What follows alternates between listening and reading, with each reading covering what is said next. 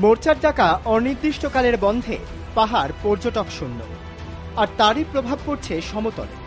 গরমের মরশুমে যারা পাহাড়ের রানী দার্জিলিংকে প্রথম পছন্দের তালিকায় রাখেন, তারাই মুখ ফিরিয়ে নিচ্ছেন দার্জিলিং থেকে।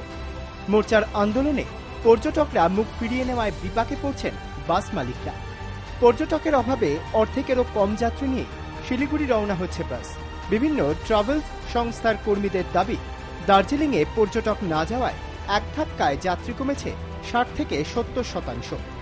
অধিকাংশ ক্ষেত্রে ১০ থেকে ১৫ জন যাত্রী নিয়ে বাস রওনা হচ্ছে।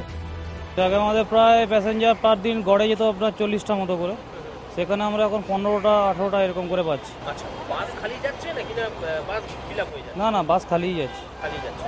এটার মেইন কারণ আপনারা কি মনে করছেন? টুরিস্ট যাচ্ছে না বলে কি?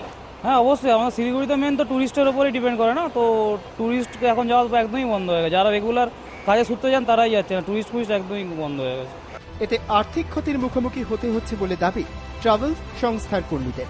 ক্ষতির হাত থেকে বাঁচতে বন্ধ প্রত্যাহারেরও আবেদন করছেন তারা। শিলিগুড়ি যে পরিমাণের গাড়ি যাচ্ছিল সেই পরিমাণে এখন প্যাসেঞ্জার নেই।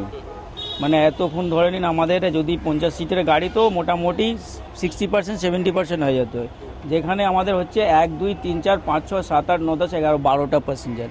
ওই গাড়ি ছাড়ার সময় পর্যন্ত ধরে নিন কত, ম্যাক্সিমাম 15টার দিকে 20টা হবে। তারপরে কি আপনার এই 15টা 20টা প্যাসেঞ্জার হলে তো আবার তেলের খরচাও তো উঠছে না।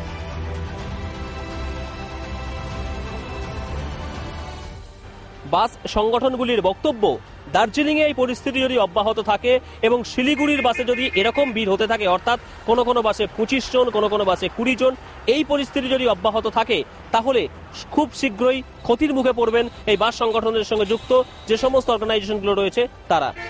চিত্র সাংবাদিক কৃষ্ণেন্দু মজুমদারের সঙ্গে স্বর্ণেন্দু দাস, আর প্লাস নিউজ, কলকাতা।